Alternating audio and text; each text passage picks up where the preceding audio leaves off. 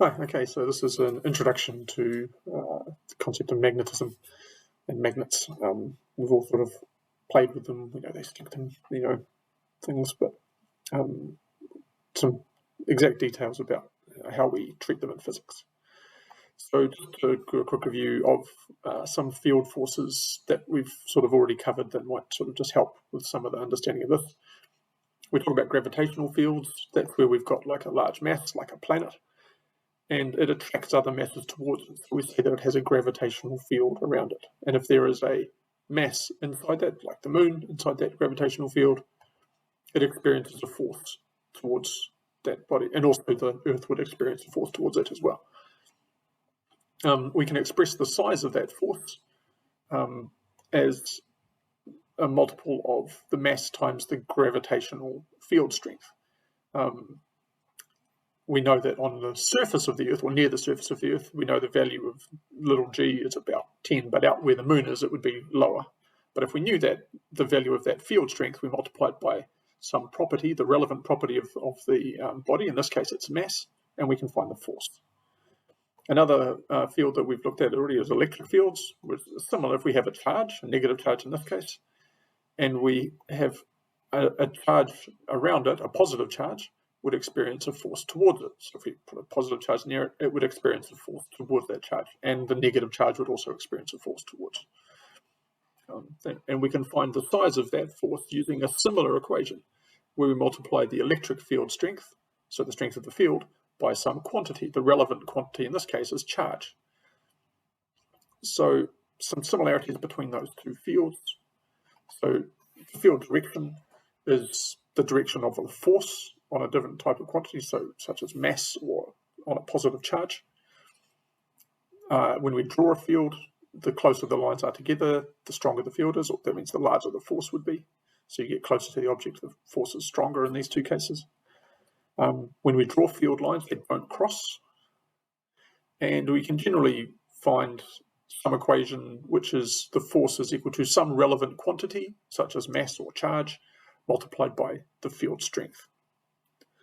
Okay, so we're going to use some of those ideas when we go on and talk about magnets, like this. Now, when we think of magnets, most people think of something like this, or maybe the horseshoe sort of shaped thing, where it's like, a little rectangular block made of sort of a metal alloy, and they're usually red, sometimes blue.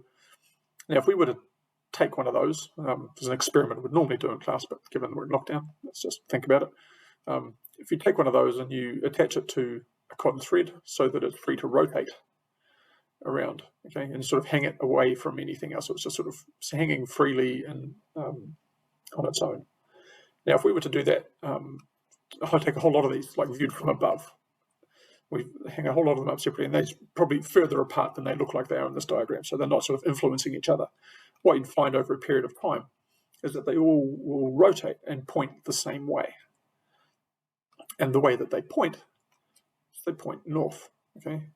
So that's what brings us to our naming system for the ends of magnets. We name the different ends of magnets. We've got two different types of charge. We name them positive and negative. We have two different ends of a magnet which behave differently. One of them is attracted to north and the other one is attracted south. So that seems to be a sensible thing to name them. We name them north and south. Okay. So the north end of the magnet is the end that points to the north. And the south end of the magnet is the end that points south, or south-seeking and north-seeking. Okay. That does lead to a little bit of an interesting contradiction, not a contradiction, but a little weird little thing a bit later on. So the reason that those magnets are all aligning like that was because they're all experiencing a force from something that's not touching them. So we say that there must be a magnetic field. Now, we use the symbol capital B for magnetic field. And we define the direction of a magnetic field in the same way that we would define, similar way to we would define an electric field. Electric field is defined as the direction of the force on a positive charge. We define magnetic field as the force on the north pole of the magnet. Okay? So in this case, the north poles are all being pushed or pulled. They're experiencing a force towards the north. So we would define that there is a magnetic field going from south to north. Okay. Now, if we look at some interactions of magnets, most people know this, but if we were to put two north ends of magnets together, they would repel each other. If we put two south ends of magnets together, they repel each other. So like poles of magnets repel each other, which is similar to charges. If we took two positive charges together, they repel. Two negative charges, they repel. It's very important to us to be clear, though, that this is not the same thing. Magnetic fields and electric fields are different. They are closely related, but they're not the same effect. If, however, we put a north and a south pole next to each other, we end up with attractions. So opposite poles of magnets attract each other, like poles repel. Now, we need to be able to draw some common magnetic field shapes. There's a couple of examples that come up. One is the situation we we're just looking at, bar magnets. Okay. Now, if you think about what happens to what would happen to a north pole, because that's how we define it. If we put a north pole near the north pole of this magnet, it would be repelled. So north and north repel each other, so the magnetic field lines drawn go away from a north pole. Similarly, if we put the north pole near the south pole, it would be attracted, so the magnetic field lines go in towards the south pole. So we always draw magnetic field lines going from north to south on the outside of a magnet. Something different on the inside, but we don't really need to worry about that for now. The field is also strongest near the ends of the magnet, so the lines are closer together there. Okay. Now, another common one that you might need to just be aware of is the Earth. The Earth has a magnetic field. That's what makes compasses point to the north. A compass needle is just a magnet, and it's being affected by the magnetic field of the Earth. And it looks a bit like this, okay? Which, if you look at it, is actually kind of similar to the shape of a bar magnet, okay? So the field lines go from Earth's geographic south pole, so that means Antarctica, to the geographic north pole, so the Arctic Circle. So they're going from the south geographic pole to the north geographic pole. Now that actually means something a little bit weird about, and it's just really to do with our naming system by using north and south for the names. If the field lines are going out of the south geographic pole, that actually means that magnetically the south geographic pole is a north magnetic pole, and the north geographic pole is a magnetic south pole. So it's a little bit contradictory, but that's just because we've chosen to use north and south in our naming mechanism, in our naming system. Okay, so we've talked here about shapes and directions of magnetic fields. So they've got that sort of like looping around shape, and they always go from the north end of a magnet to the south end of a magnet. We also need to talk about the units, like how strong it is. The unit we use to measure magnetic field strength is the Tesla.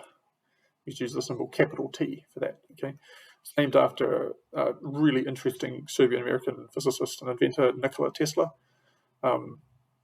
He did a lot of very interesting inventions, invented AC, invented the Tesla coil. The photo down the bottom is like, a very high voltage bit of equipment that he invented, although that photo is apparently a little bit cheating. He's not actually sitting there. It was a double exposure. They took a photo of him sitting there without it turned on, and then he left, and then they turned it on and exposed it again. So, but still a cool photo. Just to be where 1 Tesla is a very, very strong magnetic field. Okay, we usually use millitesla and microtesla when we're talking about strengths of actual magnetic fields. So, for example, Earth's magnetic field is somewhere between 25 and 65 microtesla, depending where you are on Earth's surface.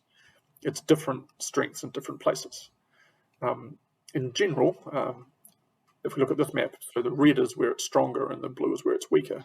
In general, it's stronger near the poles, which is kind of what you'd expect, if you think of the Earth like a bar magnet, and it's weaker around the equator.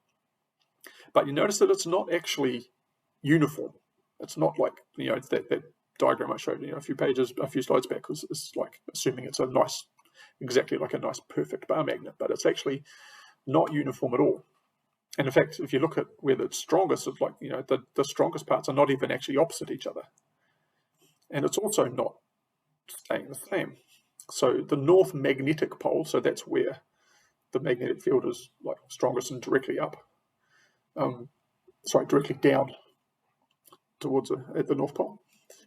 It's actually moving. So we've been plotting where it is for over 100 years now.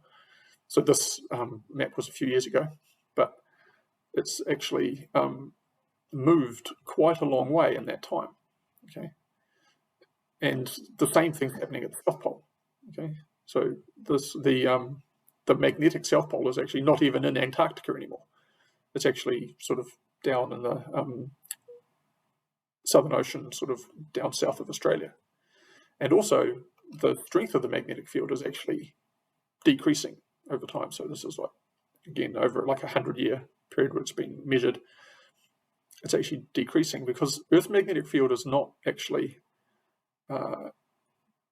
as constant as we think, as we'd like to think. It's like a lot of people think that the Earth's magnetic field is produced because we've got a solid iron and made of solid core made of iron and nickel, and they are magnetic. But the thing is, one of the worst things you can do to a magnet is heat it up, and the inner core is incredibly hot, way too hot to be magnetic. The Earth's magnetic field is actually produced by the outer core, which is liquid, and it's and the motion of the metals within that core are what actually produces the Earth's magnetic field.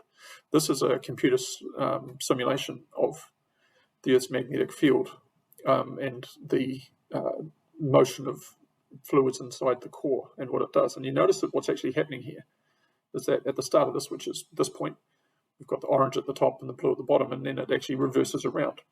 And that's actually, we see that in Earth's history, geological history. If we look at the rocks, like we can look back in the magnetic history far longer than we've been measuring it as a species, and we find that the Earth's magnetic field has actually reversed many, many times in the Earth's history. And that's because of the chaotic nature of the motion of the fluid inside the outer core. So you get this reversal happening. And one of the reasons we think that it's moving so much and weakening is that maybe we're in the process of a shift or something in the Earth's magnetic field. This happens very slowly on our time scale. In geological time, it happens really often, fairly often, but in our human time scale, it's not going to reverse tomorrow. We're talking, thousands and thousands of years this process takes. And okay, just one last thing, just because, why not? Magnetic toys are really cool. This is one I just had at home. This is a magnetic spinning top. So the actual spinning top itself is a magnet, and the black base at the bottom is also a magnet, and they are aligned so that they're repelling each other. And now it has to be spinning so that the spinning top stays pointing in the right direction. But if you get it to exactly the right point, it will actually levitate like that, being repelled away. So the weight force of the spinning top is being balanced by the magnetic repulsion. Okay, so quick review over some of those concepts. We've got the magnetic field around a bar magnet, and that's similar shape to the magnetic field around the Earth. Main sort of things, the magnetic field is defined as the force on a magnetic north pole, so it goes away from the north pole of a magnet and towards the south pole of a magnet. When you draw a field, the field lines being closer together means that the force is stronger. The field is stronger because there's more force. The field lines don't cross. And there's that weird sort of anomaly with the naming that the Earth's geographic north pole is actually magnetically a south pole. We measure the magnetic field strength in the unit of Tesla, and magnetic toys are pretty cool. All right, that's me. Thanks very much, and yeah, I hope this helped.